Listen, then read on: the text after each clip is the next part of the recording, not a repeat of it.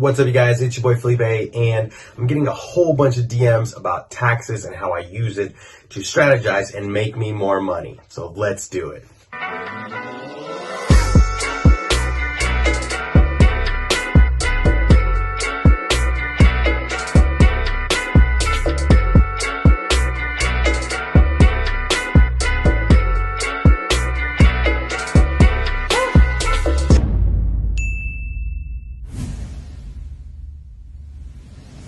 All right, guys, let's get started. But as always, before we do that, hit the like button, leave me a comment, subscribe to the channel if you like these videos. Now, I'll start out with this. No, I am not a tax professional. I hire that stuff out. I have a great CPA. Her name is Anna Klein. She's amazing, and I'll make sure that you guys have her information. But I do know a little bit about taxes, enough to start strategizing my real estate plan. See, I think a lot of people fail in real estate because they don't tax plan. They're all about getting the rental properties and getting some cash flow, and they get off really excited, and they get off on a good step, and they start out right, and they get to first base. But what they don't realize is that they're working really hard to lose 15 to 20% of their profits right off the muscle if they don't properly tax strategize. Now, let me explain what that means. Okay.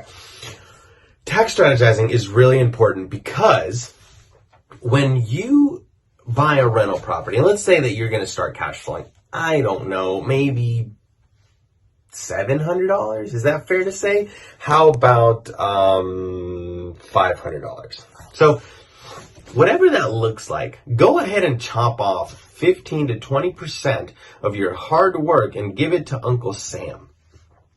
The reason I like real estate is because you can tax strategy, or what we call tax shield, that money with what's called depreciation. Depreciation. So go ahead and Google that. And Google that your rental property can be depreciated over 27 and a half years. So let's say that you have a $200,000 property. You can depreciate that property over 27 and a half years, which is like $7,000 plus every year that you will get in tax saving. Now, this is really important, and I have another video about this, but I wanted to get a little bit more in depth because I'll give you some examples. Let's say that I own a business outside of real estate that owes the government this year $7,000. And I have one rental property that's worth $200 plus, and I depreciate that property, that's right, over 27 and a half years.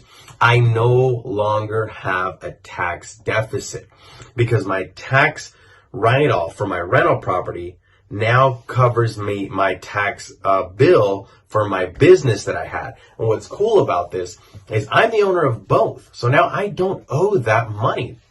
This is how the rich get richer. They own businesses that make money, that owe taxes. Then they have rental property on the side that they can depreciate over 27 and a half years and not pay those taxes. Now, think about it this way. Let's say I had 10 properties that are all worth $200,000, and I depreciate $7,000 per property in 10 deals. That's $70,000. You are able to save that money by just having those rental properties. That's not to mention cash flow, appreciation, loan pay down, and everything else. This is strictly a tax game. If you have a business where you have to tax bill of up to $70,000, then you have 10 rental properties worth more than $200,000 each that you depreciate over 27 and a half years, you no longer have to pay taxes on that $70,000. That's 2 or 3 of your employees' salaries in tax benefits. This is how crucial real estate is. I have 8 rental properties, and yes, they are all worth more than $200,000. What does that tell you?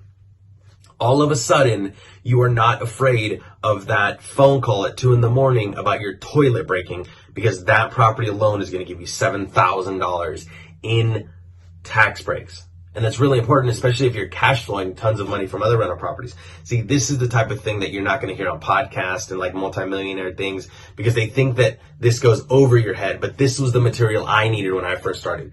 Tax shield. How do I properly plan for this? So if I know planning is important, if I know that next year I'm going to make enough money where I need to pay $7,000 in taxes, I know I'm also going to buy one rental property that's going to give me at least $7,000 in tax shield so that I'm not paying anything on this side for Uncle Sam.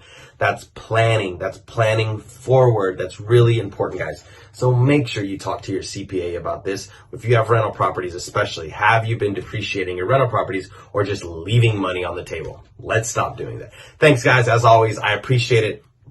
If you like my channel, leave me a comment below, hit the like button, and definitely subscribe. Thanks, guys.